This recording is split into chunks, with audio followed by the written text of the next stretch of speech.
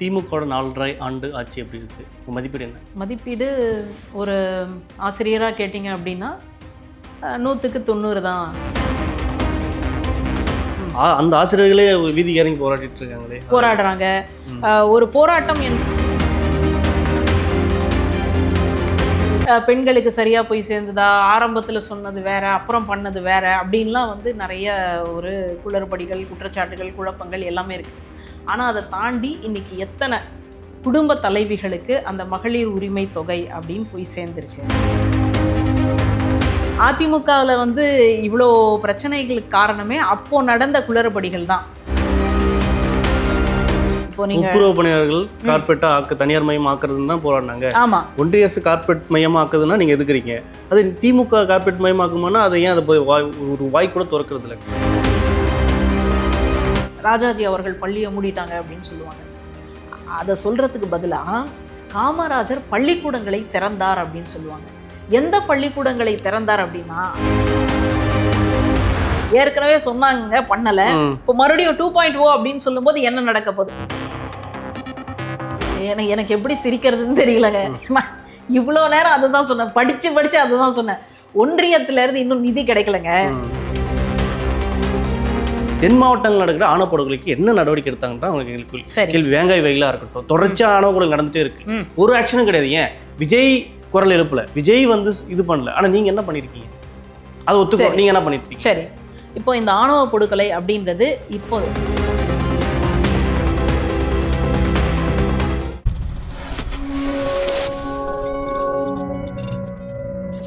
Colour கண்ணாடி voice நேயர்களுக்கு வணக்கம். இன்று நம்மோடு இருப்பவர் அரசியல் விமர்சகர் மஞ்சுளா அவர்கள். வணக்கம் மேம். வணக்கம். எப்படி இருக்கீங்க? நல்லா இருக்கேன். பாத்திரமா ஆச்சு. இப்போ பார்த்தீங்கன்னா திமுகவோட 4.5 ஆண்டு ஆட்சி எப்படி இருக்குது? உங்கள் மதிப்பீடு என்ன?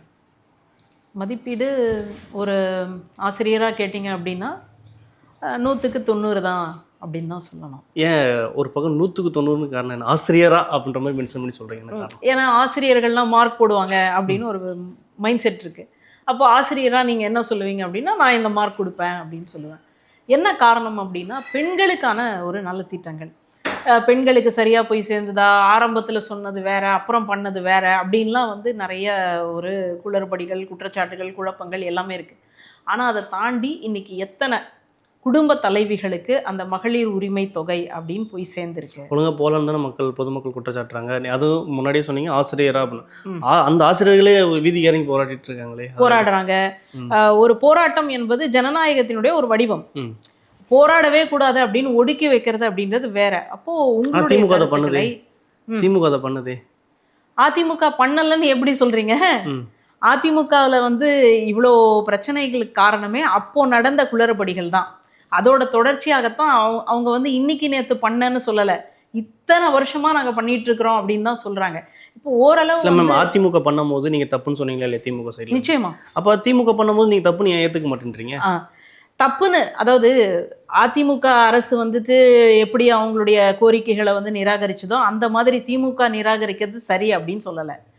அந்த மாதிரி அவங்க போராட்டம் பண்ண வர்றது ஒரு ஜனநாயகத்தினுடைய வடிவம் அப்படின்னு தான் நான் சொல்ல வரேன்.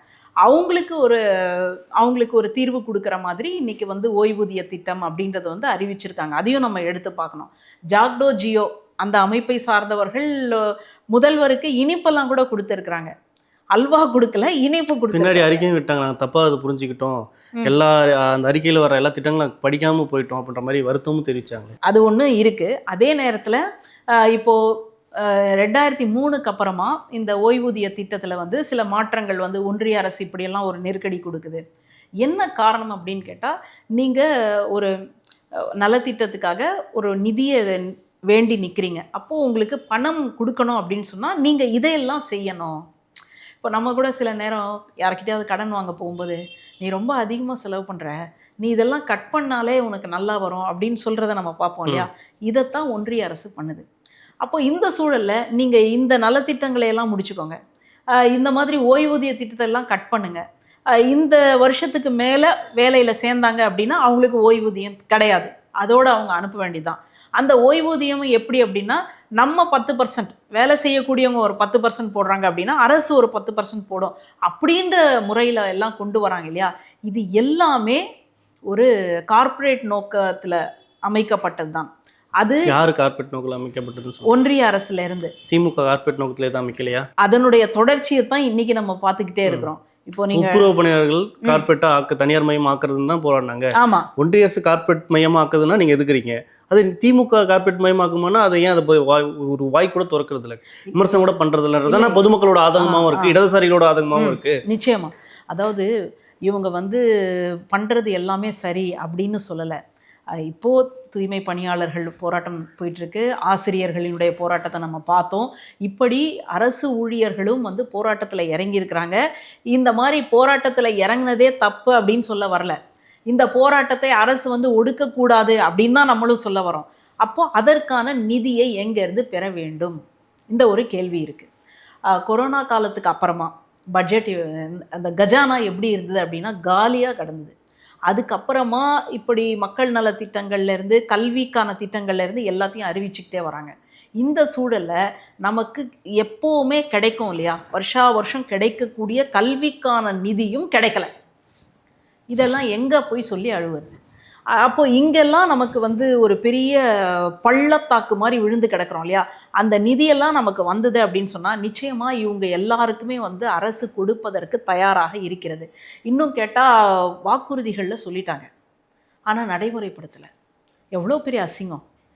அதுவும் வாக்குறுதி அப்படின்னு சொன்னால் காதும் காதும் வச்ச மாதிரியெல்லாம் தவறு நீங்கள் ஒத்துக்கிறீங்க? நிச்சயமா காதும் காதும் வச்ச மாதிரியெல்லாம் சொல்ல, பகிரங்கமாக நாங்கள் இதெல்லாம் செய்வோங்க, நாங்கள் இப்படியெல்லாம் இருப்போங்க அப்படின்னு சொல்லிட்டு அதை இன்னும் நிறைவேற்ற முடியாமல் இருக்கிறது அப்படின்றது அந்த கட்சிக்கு எவ்வளோ பெரிய நெருக்கடி, அந்த அரசுக்கு எவ்வளோ பெரிய நெருக்கடி. டாக்டர் கலைஞரை பொறுத்த வரைக்கும் அரசு ஊழியர்கள் அவரை எப்படி கொண்டாடி இருக்கிறாங்க. அதனால் அவருடைய அணுகுமுறையிலேருந்து தான் நம்ம வந்து இன்னைக்கு இருக்கக்கூடிய பிரச்சனைகளை வந்து நம்ம பார்க்கணும். ஏன்னா அங்கேருந்தான் நம்ம பாடம் கற்றுருக்கிறோம். இப்போ இந்த சூழலில் இவர்கள் இப்படி வந்து அவங்களுக்கு ஒரு பர்மனெண்ட் ஆக்கிறதாகட்டும் அல்லது ஓய்வூதிய திட்டம் இந்த மாதிரியான சிக்கல்கள் ஆகட்டும், இதுக்கு வந்து உடனடியாக தீர்வு கொடுக்கணும். அரசு ஏன் அரசு அதை தீவிரமாக பார்க்கல? ஒரு பக்கம் பட்ஜெட் ஒரு காரணமாக சொல்கிறீங்க. சரி, பட்ஜெட் அப்படி ஒரு காரணமாக சொன்னாலையும் ஒரு குறைஞ்ச போப்போ அரசு பள்ளியில் பார்த்தீங்கன்னா திருவள்ளூரில் ஒரு பையன் விழுந்து இறக்குறான். அதே மாதிரி அரசு பள்ளியில் பெருசாக புறக்கணிப்பு அதிகமாக நடக்குது அப்படின்ற மாதிரியும் சொல்லிட்டு இருக்காங்க. ஒரு பக்கம் பட்ஜெட் இஷ்யூவும் இருக்குன்றீங்க. ஆனால் அது குறைஞ்சபட்சமாக பண்ணலாமே, ஆனால் அரசு அது தயாராக இல்லை.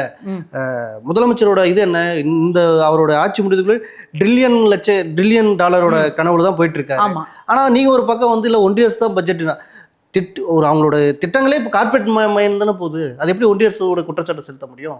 இல்லை இப்போ நமக்கு கல்விக்கான நிதி வரலங்க, அதை வந்து நம்ம ஒத்துக்கணும். அது வந்து ₹1 ₹2 கிடையாது, ஆயிரக்கணக்கு கோடியில் வர வேண்டிய ஒரு நிதி வந்து வராமல் இருக்கு. அப்படின்னா இன்னைக்கு ஏதாவது பள்ளிகள் மூடப்பட்டுச்சா, இல்லை பிள்ளைகளுக்கு வந்து இந்த சீருடையிலேருந்து புத்தகத்திலேருந்து ஏதாவது கொடுக்க மாட்டோம் அப்படின்னு நிறுத்திருக்காங்களான்னு? பள்ளிகள் மூடப்பட்டு இருக்கு. இல்லை கல்வி அரசு கூட்டமைப்புக்கு நிறைய கல்வியாளர்களே இது குற்றம் சாட்டு இருக்காங்க. எத்தனையோ பள்ளிகள்ல வந்து ஆசிரியர் பற்றாக்குறை இருக்குன்னு சொல்றாங்க. அதனால தானே இன்னும் ஆசிரியர் உறவு போராட்டம் பண்றாங்க, நிறைய பண்ணிட்டு இருக்காங்க. சரி, இந்த குற்றச்சாட்டு எல்லாமே இல்லை அப்படின்லாம் நான் மறுக்கலை. இந்த குற்றச்சாட்டு ஏன் வந்திருக்கு அப்படின்றத நம்ம ஒரு தடவை கருணையோட யோசிச்சு பார்க்கணும். அதற்கான தீர்வு என்ன அப்படின்றத நம்ம அடுத்த கட்டமா யோசிச்சு சொல்லணும். இப்போ இன்னைக்கு வரைக்கும் இந்த இதுல அரசு பள்ளிக்கூடத்துல இது சரியில்லை, அங்கே வந்து பிள்ளைங்க விழுந்துட்டாங்க, அவங்களுக்கு சாப்பாடு வந்து சரியில்லை, அவங்களுக்கு வந்து ஆசிரியர்கள் இல்லை அப்படின்னு சொல்கிறவங்க யார் தெரியுமா? அதை முதல்ல நம்ம பார்க்கணும். அந்த மாதிரி சொல்கிறவங்க எல்லாருமே இந்த அரசு பள்ளி, அரசு இதுன்னு ஒரு இருக்கு இல்லையா இயந்திரம், அதற்கு எதிரானவர்கள். அந்த மாதிரி சொல்லுவதன் வழியாக இவங்க எல்லாரும் என்ன பண்ணுறாங்கன்னா அவங்க எல்லாரையும் ஒரு ப்ரைவேட் அப்படின்னு சொல்லக்கூடிய அந்த இடத்த நோக்கி திருப்புறாங்க. அந்த மாதிரி திருப்புறது அப்படின்றது அரசினுடைய வேலையாக இருக்கக்கூடாது. அதனால் குறைந்தபட்சம் அங்கே எந்த அளவுக்கு அதை சப்போர்ட் பண்ண முடியுமோ அதை பண்ணிக்கிட்டு இருக்கிறாங்க. பெரும்பான்மையாக சில பள்ளிக்கூடங்கள் மூடப்படுது அப்படின்னு சொன்னால் அதில் இருக்கக்கூடிய அந்த நடைமுறை சிக்கலை நம்ம பார்க்கணும். எத்தனை குழந்தைகள் இருக்கிறாங்க, அதனால் அந்த குழந்தைகளை எடுத்துகிட்டு போய் பக்கத்தில் இருக்கக்கூடிய பள்ளிகளை விட்டுட்டு அப்படித்தான் ஒரு சரி பண்ணக்கூடிய ஒரு நிலையில் இருக்கே தவிர ஒரேடியாக வந்து மூடிட்டாங்க. அந்த காலத்தில் வந்து ராஜாஜி அவர்கள் பள்ளியை மூடிட்டாங்க அப்படின்னு சொல்லுவாங்க. அதை சொல்கிறதுக்கு பதிலாக காமராஜர் பள்ளிக்கூடங்களை திறந்தார் அப்படின்னு சொல்லுவாங்க. எந்த பள்ளிக்கூடங்களை திறந்தார் அப்படின்னா அதுக்கு வந்து அதாவது உள்ளீடான ஒரு வேலை என்னன்னா ராஜாஜி அவர்கள் பள்ளிக்கூடங்களை மூடியது தான். என்ன காரணம்னு கேட்டால் மத்தியானத்துக்கு மேலே அவங்கவுங்க அப்பா என்ன வேலையை பார்க்குறாங்களோ அந்த வேலையை செய்யட்டும், அப்போ குலக்கல்வின்னு ஒன்று குலக்கல்வி அப்படின்னு கொண்டு வந்தாங்க. இந்த மாதிரி ஒரு திட்டத்தை கொண்டு வந்ததுனால அப்போ பிள்ளைகள் மதியானம் மேலே போயிடுமா, இல்லை சில பிள்ளைகள் வராமலேயே நின்றுடுமா, இந்த மாதிரி ட்ராப் அவுட்ஸ் இதெல்லாம் ஏது இல்லையா. அந்த சூழல்ல இவர் என்ன பண்றாருன்னா, இவ்வளோ தூரத்துக்கு இவ்வளோ தூரம்லாம் தேவையா, இவ்வளோ குழந்தைகள் தானே இருக்கு, இதுக்கு எதுக்கு ஒரு பள்ளிக்கூடம் அப்படின்னு சொல்லி மூடப்பட்ட பள்ளிக்கூடங்களை எல்லாம் மறுபடியும் காமராஜர் திறந்தார். அதை தாண்டி இன்னும் பள்ளிக்கூடங்களை திறந்தார். இதுதான் அங்க இருக்கக்கூடிய நடைமுறை. அந்த மாதிரி இங்க நடந்திருக்கா அப்படின்றத நம்ம பார்க்கணும். ஒரு ஒப்பீடு பண்ணி பார்க்கும் பொழுதுதான் இங்க உண்மையிலேயே என்ன நடந்திருக்கு அப்படின்றத நம்ம புரிஞ்சுக்க முடியும். இப்போ சமீபமாக நம்ம இந்து தமிழ் திசையில வந்து அன்பாசிரியர் அப்படின்னு சொல்லி விருது கொடுக்குறாங்க. இந்த அன்பாசிரியர் விருதுக்கு விண்ணப்பிப்பவர்கள் யார் அப்படின்னா பெரும்பான்மை அரசு பள்ளிக்கூடத்து ஆசிரியர்கள் தான். அப்போ அந்த அரசு பள்ளிக்கூடத்து ஆசிரியர்களை நீங்க பேட்டி எடுக்கும்போது தெரியுது அவங்க என்னெல்லாம் பண்றாங்க. அரசு வந்து கலை திருவிழான்னு கொண்டு வந்திருக்கு.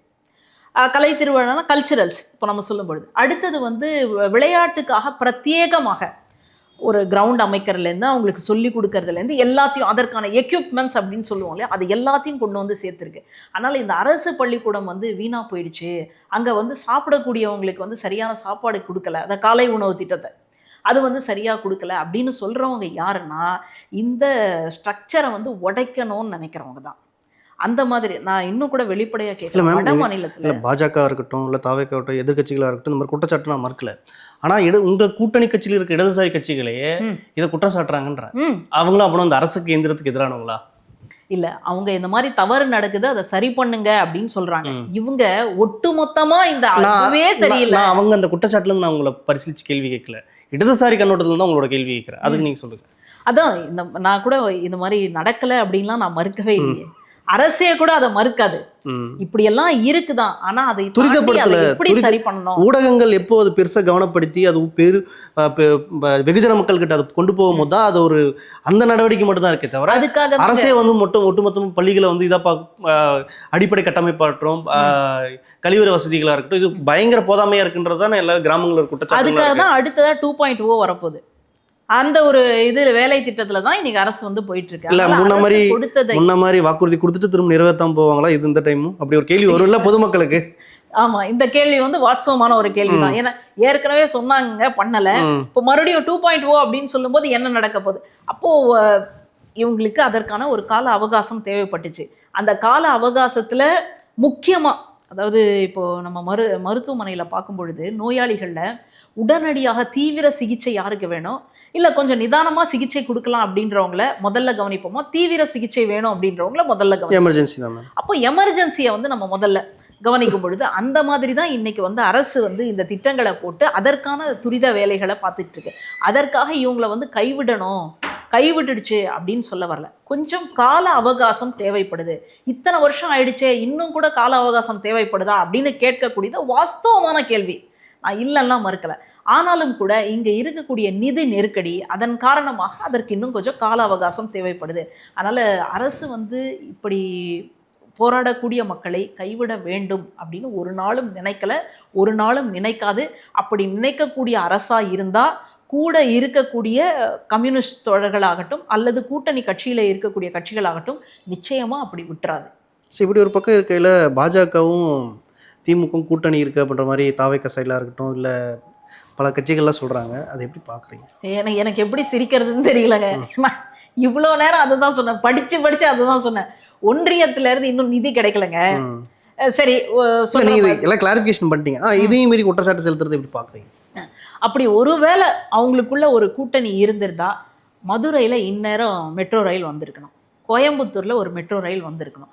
இன்னும் எவ்வளவோ நம்ம நீட்டுக்கான ரகசியம் தெரியும் அப்படின்னு பேசிய கட்சி அவங்களோட ஒரு கூட்டணி வச்சிருந்தால் இந்நேரம் நீட் வந்து ஒழிஞ்சிருக்கணும். ஆனால் இப்படி எதுவுமே நடக்கல. ஆதவர்ஜன் என்ன சொல்கிறாருன்னா நீங்கள் இந்த காரணங்கள்லாம் ஓகே, அவங்க மேஜர் விஷயம் என்ன சொல்கிறாங்கன்னா ஜனநாயகன் படம் ரிலீஸ் ஆகலை ஆனால் பராசக்தி படம் ரிலீஸ் ஆகுது. அப்போ இதுலேருந்து தெரியல கள்ளக்கூட்டணி இருக்காங்கன்றது அப்படின்ற. எனக்கு என்னன்னா ஆதவ் அர்ஜுனா அப்படின்றவர் ஒரு மிகச்சிறந்த அரசியல் நிபுணர். அவருக்கு வந்து மெரினா இந்த மாதிரி குற்றச்சாட்டு செலுத்துறது நிபுணர் இல்லை, அவருக்கு மெரினா கடற்கரையில் ஒரு சிலை வைக்கணும் அப்படின்னு நான் கேட்டுக்கிறேன்.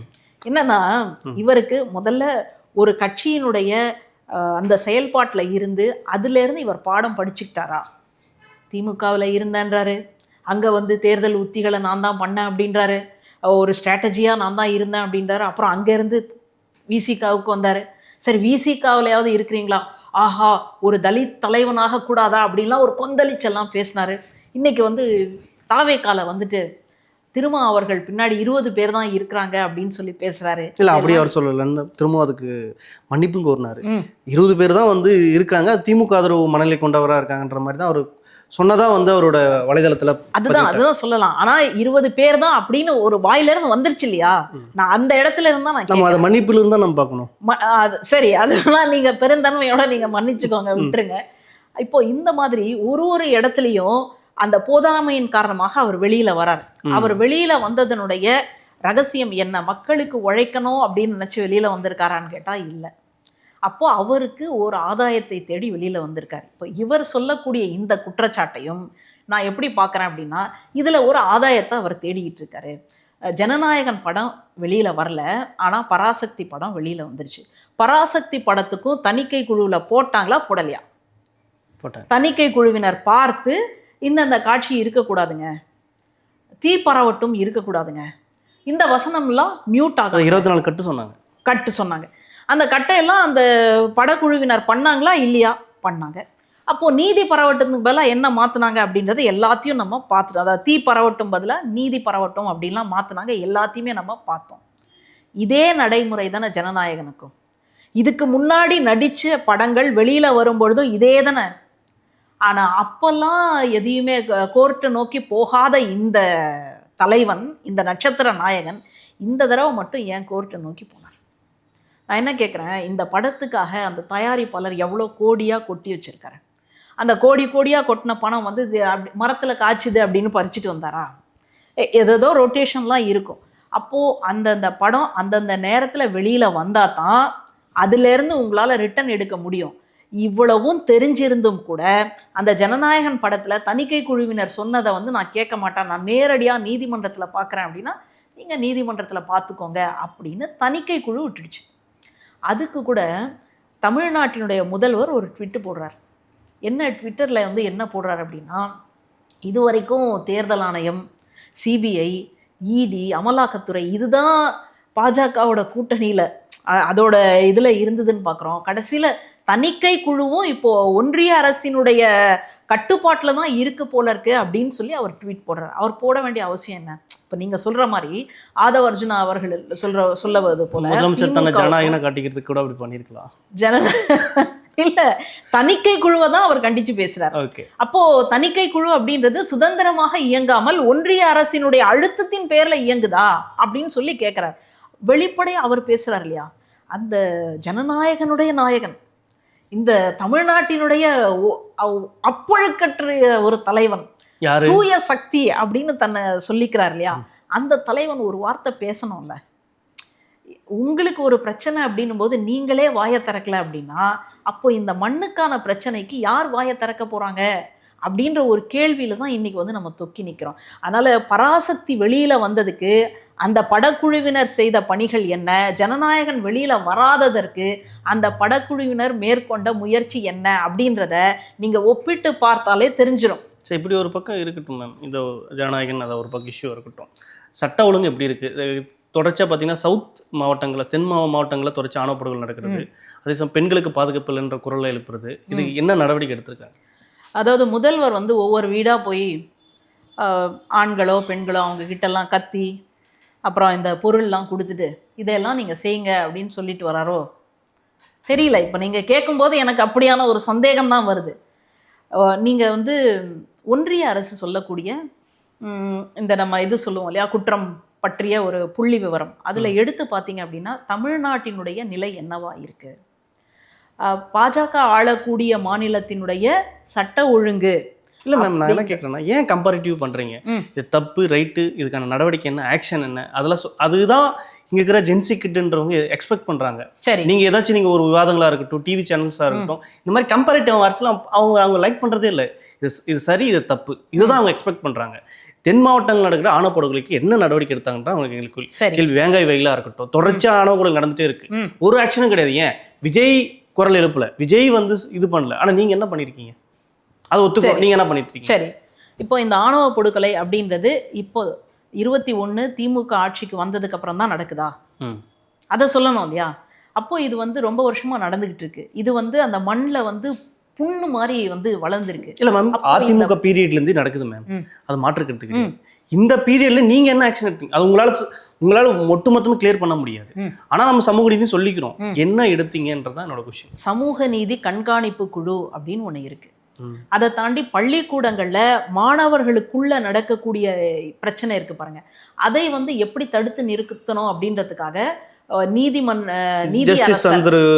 ஒரு அறிக்கை விட்டாரு, ஒரு நபர் குழு அப்படின்னு சொல்லி அவங்க வந்து போய் அதை ஆய்வு பண்ணி அதற்கான தகவல்களை எல்லாம் வெளியில விட்டாங்க, அறிக்கையை வந்து கொடுத்தாங்க. அதை வந்து நடைமுறைப்படுத்தக்கூடிய வேலையில தான் இருக்கு. ஆனா அதை தாண்டி இன்னைக்கு எந்த அளவுக்கு ஒரு 10 வருஷமாக அதிமுக, 10 வருஷம்னு சொல்ல முடியாது, அம்மா புரட்சி தலைவி அம்மா இருந்த காலம் அப்படின்றது வேற, அதுக்கப்புறமாக ஒரு ஒன்றிய அரசினுடைய ஒரு அழுத்தத்துக்கு உட்பட்டு ஆட்சி நடத்தணும், நான் தான் வந்து முதல்வராக இருக்கணும், நான் தான் வந்து பொதுச் செயலாளராக இருக்கணும் அப்படின்ற ஒரு அதீதமான ஆசையின் காரணமாக நடந்த ஆட்சி அப்படின்றது வேற. அந்த மாதிரியான சூழல்ல தான் இங்கே நம்ம தமிழ்நாட்டில் வந்து உதயமின் திட்டம் அப்படின்றதுக்கு கையெழுத்து போடுறாங்க. இந்த உதயமின் திட்டத்தில் என்ன நடக்குது அப்படின்னா, ஒவ்வொரு வருஷமும் மின் கட்டணத்தை வந்து உயர்த்தணும் அப்படின்ற மாதிரியான அந்த அக்ரிமெண்ட். அப்போது இது வந்து தமிழ்நாட்டு மக்களுக்கு நல்லதா இல்லையா அப்படின்றதையெல்லாம் அன்னைக்கு இருந்த முதல்வர் எடப்பாடி அவர்கள் யோசிச்சிருப்பார். ஆனால் அதை தாண்டி அவரை வந்து கையெழுத்து போட வச்சது எது அப்படின்னு கேட்டால் ஒரு அழுத்தம், ஒன்றியத்திலேருந்து வந்த ஒரு அழுத்தம். இந்த சூழலில் சட்டம் ஒழுங்கு எப்படி இருந்தது? அன்னைக்கு வந்து அந்த சாதியெல்லாம் தப்பாங்க, சாதி நாங்கள்லாம் ஆண்ட பரம்பரை தெரியுமா அப்படின்னு சொல்லி குளோரிஃபை, அவங்க வந்து இடைநிலை சாதியாக இருக்கலாம் அல்லது வந்து கொஞ்சம் உயர்தட்டாகவும் இருக்கலாம், அவங்கள எல்லாரையும் அந்த சாதியை சொல்லி குளோரிஃபை பண்ணுற மாதிரியான ஒரு மனநிலை இருக்கு இல்லையா, அதை உருவாக்கி வச்சுட்டாங்க. அரசு ஊக்குவிச்சு, எடப்பாடி அரசு உருவாக்கிச்சிங்க. எடப்பாடி அரசு அதாவது ஒவ்வொரு வீடாக போய் நீங்கள் இந்த மாதிரி பேசுங்க அப்படின்லாம் சொல்லலை. ஆனால் அன்னைக்கு வந்து எந்த விதமான மறுப்பும் சொல்லாமல் அதை நோக்கியதான ஒரு எண்ணமே இல்லை. அப்படி இருக்கிற பட்சத்தில் அப்போது ஒவ்வொரு இடத்துக்குள்ளேயும் இப்படி வந்து ஒரு சாதி பெருமையை பேசக்கூடியது வந்து இயல்பாக நடந்துட்டுருக்கு. இந்த சூழல்ல இருந்து நம்ம இப்போது இதை பார்க்கணும். அப்படி பார்க்கும் பொழுது இன்னைக்கு எந்த அளவுக்கு அது வந்திருக்கு, இன்னைக்கு எங்கெல்லாம் ஒரு இந்தியாவிலே அதிகமாக ஆணவப்படுதல் நடக்கிறது தென் தமிழகத்தில் தான், தமிழ்நாட்டில் தான் சொல்கிறாங்க. நம்ம சமூக நீதினு பேசிக்கிறோம், சுயமரியாதை திருமணம் பேசிக்கிறோம், பெரியார் மண் அப்படின்னு பேசிக்கிறோம், திராவிட மண் அப்படின்னு பேசிக்கிறோம். ஏன் நடக்குது? அதுதாங்க, மக்கள் மனமாற்றம் கொண்டு வரணும். அது பண்பாட்டு ரீதியாக நீங்கள் என்ன பண்ணியிருக்கீங்க? ஜஸ்டிஸ் சந்துரு அறிக்கை மட்டும்தான் இருக்கே தவிர அது ஆக்ஷனுக்கு எதுவும் போகவே இல்லை. வேங்காய் வெயில்ல அந்த மக்கள் வந்து மலத்தை குடிச்சாங்க அப்படின்னு சொல்றாங்க. அது குற்றம் சாட்டப்பட்ட பசங்களே வந்து குற்றவாளின்னு சொல்றாங்க. இது பாப்பா மோகனே குற்றச்சாட்டு தெரிவிக்கிறாரே. அங்க அந்த மாதிரியான ஒரு சம்பவத்தை பண்ணதே அந்த சமூகத்தை சார்ந்தவர்கள் தான் அப்படின்னு வெளியில வருது. அப்போ இதை வச்சு நம்ம என்ன முடிவுக்கு வர முடியும்? யோசிச்சு பாருங்க.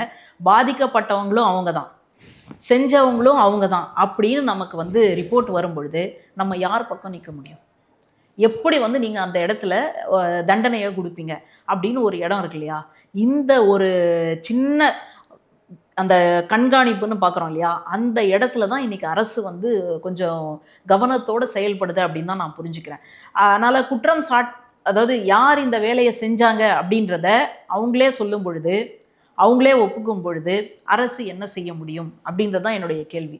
அதனால் இந்த மாதிரியெல்லாம் நடக்கணும் அப்படின்னு அரசு ஒரு நாளும் விரும்பவில்லை. அதை தாண்டி அந்த பிள்ளைகளுக்கு இப்படி கையில் வந்து கயிறு கட்டுவதன் வழியாக இந்த கலர் இந்த சாதி, அந்த கலர் அப்படின்னு சொன்னால் வேற சாதி அப்படின்றதையெல்லாம் மாற்றணும் அப்படின்றதுக்கான ஒரு வழிமுறைகளை அரசு இன்னைக்கு பள்ளிக்கூடங்களில் அனுப்பியிருக்கு. அதான் உண்மை. அதே போலவே சமூக நீதி கண்காணிப்பு குழு அப்படின்றது வந்து இதெல்லாம் நடக்கக்கூடாது அப்படின்றதுக்கான முன்னேற்பாடுகளை செய்து, அதை தாண்டி ஒவ்வொருத்தரையும், இப்போது போலீஸ்காரங்க ஒரு மாநிலத்தில் எத்தனை பேர் இருப்பாங்க அப்படின்னா, மக்களினுடைய தொகையை விட போலீஸ்காரங்களுடைய தொகை ரொம்ப குறைவாக தான் இருக்கும். இப்போ ஒருத்தருக்கு 10 பேர், இல்லை ஒருத்தருக்கு 100 பேர் அப்படின்னு தான் இருக்கும். அப்படி இருக்கிற பட்சத்தில் 100 பேர் இருக்கக்கூடிய இடத்த ஒரே ஒரு நபர் கண்காணிக்கணும் அப்படின்னா அது சாத்தியமா? ப்ராக்டிக்கலாக வந்து நீங்கள் யோசிச்சு பாருங்கள். அப்போது அங்கே என்ன வேணும் அப்படின்னா, மனமாற்றம் ஒன்று தான் அதை சரி செய்ய முடியும். அப்படி ஒரு மனமாற்றத்தை உண்டாக்குவதற்காகத்தான் இன்னைக்கு வந்து இத்தனை நலத்திட்டங்கள் அப்படின்னு வருது. இப்போது கோவிலுக்குள்ள அனுமதி கொடுக்கணும் அப்படின்னு சொல்லி சட்டம் சொல்லுது. பெண்கள் கருவறைக்குள்ள போயிட்டு அர்ச்சனை செய்யலாம் அப்படின்னு சட்டம் வந்துடுச்சு.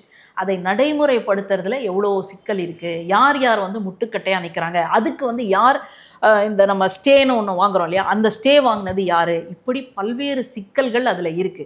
இதையெல்லாம் களையக்கூடிய ஒரு வேலையில தான் அரசு வந்து இன்னைக்கு ஈடுபட்டிருக்கு. அது வந்து இல்லை அப்படின்னு பொதுப்படையாக மறுத்து விட முடியாது. ஆனால் அதுக்குன்னு எதுவுமே நடக்கலை அப்படின்னு சொல்ல முடியாது. கூடிய விரைவில் இது நின்றுடும் அப்படின்ற ஒரு நம்பிக்கை தான் இன்னைக்கு நமக்கு இருக்கு. பெண்களோட பாலியல் வழக்கு தொடர்ச்சியாக நடந்துட்டுருக்கு. அதுக்கு உங்கள் இறுதிக்கட்டமாக உங்களுக்கு பதில் என்ன? ஆமாம், இது ரொம்ப மோசமான ஒரு போக்கு தான். ஏன்னா இந்த மாதிரி பாலியல் ரீதியான துன்புறுத்தல் நடக்கும் பொழுது வீட்டில் இருந்து என்ன தெரியுமா பார்த்த வரோம், இதுக்கு தான் பெண்களை வெளியிலவே அனுப்பக்கூடாதுன்னு சொல்கிறது, இதுக்கு தான் படிக்க போகக்கூடாதுன்னு சொல்கிறது, ஒருத்தன் கையில் பிடிச்சி கொடுத்துட்டா என் வேலை முடிஞ்சிடும், என் வயிற்றில் வந்து நெருப்பை கட்டிக்கிட்டு இருக்கிறேன் இப்படின்னு சொல்லக்கூடிய வசனங்கள் இனிமேல் வந்து பரவலாக வரும்.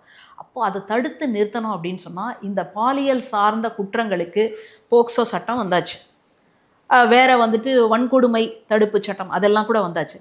ஆனாலும் கூட இந்த குற்றங்கள் வந்து இன்னும் நடந்துகிட்டே தான் இருக்குது. அதுக்கு இன்னும் அரசு கொஞ்சம் கூடுதல் கவனம் செய்ய வேண்டும். இப்போது நம்ம அண்ணா பல்கலைக்கழகத்தில் நடந்த அந்த சம்பவம், எவ்வளோ பெரிய பல்கலைக்கழகம், எத்தனை வருஷமாக இருக்கக்கூடிய பல்கலைக்கழகம், அந்த இடத்துல ஒரு மாணவிக்கு வந்து பாதுகாப்பு இல்லை அப்படின்னா, தமிழ்நாட்டினுடைய தலைநகரம் சென்னையில் இப்படி நடக்குது அப்படின்னு சொன்னால் எப்படி புரிஞ்சுக்கிறதுனே தெரியல பாருங்க. அப்போ இந்த சூழலில் நம்ம இதை வந்து அரசு இன்னும் கொஞ்சம் கூடுதல் கவனம் வைத்து தான் இந்த இதில் வந்து இயங்கணும். அதுலேயும் வேற அந்த எஃப்ஐஆர் வேற லீக் அவுட் ஆயிடுச்சு. அந்த லீக் அவுட் ஆனதுக்கு பிற்பாடு இருக்கக்கூடிய அரசியல் என்பது வேற, அதை பேசணும் அப்படின்னு சொன்னால் இன்னும் கொஞ்சம் நேரம் ஆகிடும். அப்போ இந்த சூழலில் அரசு வந்து அந்த பெண்ணுக்கு மறுபடியும் ஒரு கவுன்சிலிங்லாம் கொடுத்து வெளியில் ஆனாலும் கூட இந்த குற்றம் இனிமேல் வேற யாருக்கும் நடந்துடக்கூடாது அப்படின்றதுக்காக ஸ்டபர்னாக இருந்து அந்த பெண் வந்து சொல்லி அந்த நபருக்கு வந்து தண்டனையை வந்து பெற்றுக் கொடுத்துருக்கோம். இவ்வளோ சீக்கிரமாக தீர்ப்பு கிடைச்சது அப்படின்றது ஒரு சாதனை தான்.